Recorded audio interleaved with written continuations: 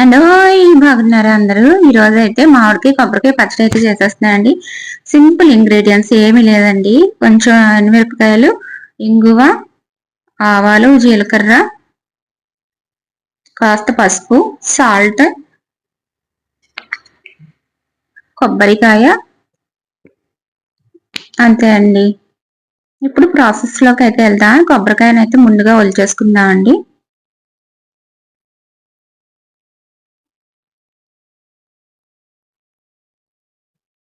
మాకు ఇటు కోనసీమ కాబట్టి మాకు కొబ్బరికాయలు వలవడంలో కొంచెం ప్రతి ఒక్కరికి ఎక్స్పీరియన్స్ అయితే ఉంటుందండి. ఎవరు దయచేసి చూసి అయితే వలవకండి. మాకంటే ప్రతిరోజు వలవడం, పూజల్లో ప్రతిరోజు కొట్టుకోవడం ఇట్లాగా ఉంటది, ఎక్కువ దొరుకుతాయి కాబట్టి. సో చిన్నప్పటి నుంచి నాకు ఇట్లా కొబ్బరికాయలు ఒలవడం అంటే వచ్చండి. ఇదే కాకుండా దీన్ని కొబ్బరికాయని ఒక 3 types లో కూడా ఒలుస్తారండి. ఇంకొకటి పట్కరని ఉంటుంది, దాంతో ఒలుస్తారు, కత్తితో ఒలుస్తారు. నెక్స్ట్ ఇంకొకటి ఏంటంటే గుణపం అని చెప్పేసి పెడతారు, దాంతో కూడా ఒలుస్తారు. సో నాకు కత్తితో అయితే బావచ్చు, కత్తితోనే ఒలుస్తా ఉంటాను. సో కొబ్బరికాయ అయితే మనం కొట్టేసుకుందామండి. ఇదైతే అయిపోయింది.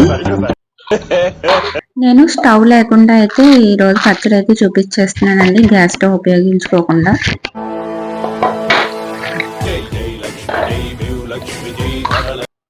కొబ్బరికాయని అయితే మనం కట్ చేసేసుకుని చిన్న చిన్న ముక్కలు అయితే కోసేసుకుని పక్కన పెట్టేసుకున్నానులేండి. ఇప్పుడు నేను ఎమర్జెన్సీ స్టవ్ అనేది తయారు చేశానండి. అంతకుముందు వీడియోలో అయితే ఎలా తయారు చేయాలి ఏంటి అనేది పెట్టాను, ఒకసారి చూడని వాళ్ళు ఉంటే చూడండి. ఇది ఎమర్జెన్సీ పర్పస్ స్టవ్ అనమాట. ఎప్పుడైనా గ్యాస్ అది అయిపోయినా, లేదంటే ఏదైనా ఊరు అది వెళ్ళినా, మనకి టీ పెట్టుకోవాలన్నా, ఏదైనా చిన్న చిన్నవి చేసుకోవాలన్నా ఇలా ఎమర్జెన్సీ స్టవ్ అయితే ఉపయోగపడుతుంది. దీనికి ఏమి పెద్దగా అవసరం ఉండదు, ఒక కోక్ టిన్ అయితే అవసరం అవుతుంది. ఇలాగా పోపు అయితే వేసేసానండి. ఆయిల్, కొంచెం జీలకర్ర, ఆవాలు, ఎండుమిరపకాయలు, 2 పచ్చిమిరపకాయలు అయితే వేసానండి పచ్చడికి సరిపడా. మీకు కారం తక్కువ తినే వాళ్ళు కొంచెం తక్కువ వేసుకోండి. ఇవైతే మొత్తం అయితే వేగిపోయినాయండి. దీన్ని స్టవ్ మన రోట్లో అయితే చేస్తున్నానండి పచ్చడి. సరే రోట్లోకి అయితే ట్రాన్స్ఫర్ చేసేసుకుని మళ్ళీ పచ్చడికి పోపు పెట్టుకోవాలి కదా, ఆ పోపు అయితే దీంట్లో వేసేస్తాను. అప్పుడు ఇది పోపు అయిపోతుంది, స్టవ్ ఆఫ్ చేసేసుకోవచ్చు. జీలకర్ర, కాస్త మినపప్పు, ఆవాలు, ఇంగువ వేసేసి పోపు అయితే రెడీ చేద్దామండి.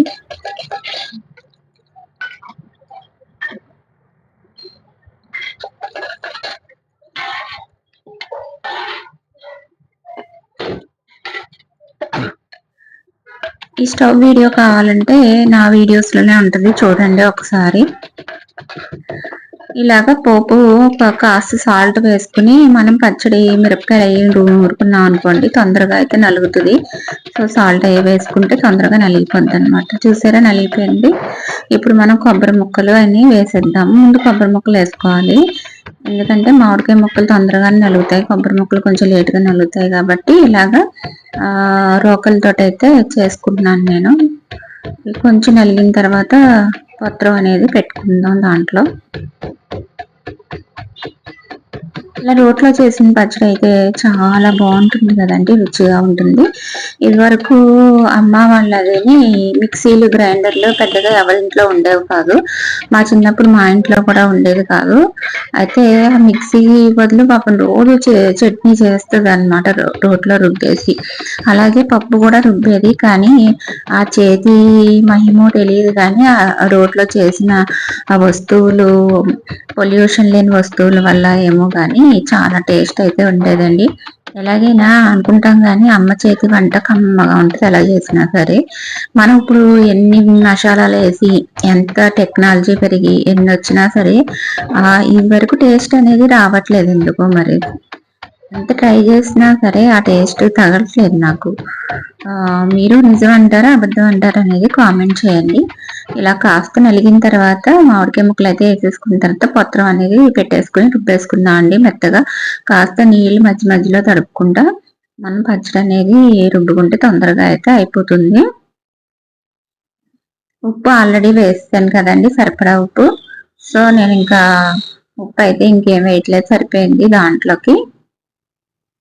పచ్చడి అయితే ఆల్మోస్ట్ నలిగిపోయిందిలేండి. ఇప్పుడు మనం పక్కన పోపు పెట్టేసుకుని ఉంచుకున్నాం కదండి, ఆ పోపు కూడా దీంట్లో వేసేసాం అనుకోండి, కమ్మగా టేస్టీగా వేడి వేడి అన్నంలోకి మామిడికాయ కొబ్బరికాయ పచ్చడి అయితే రెడీ అయిపోతుంది. ఈ పచ్చడి ఎంతమందికి ఇష్టం చెప్పండి? నాకైతే చాలా ఇష్టం అండి.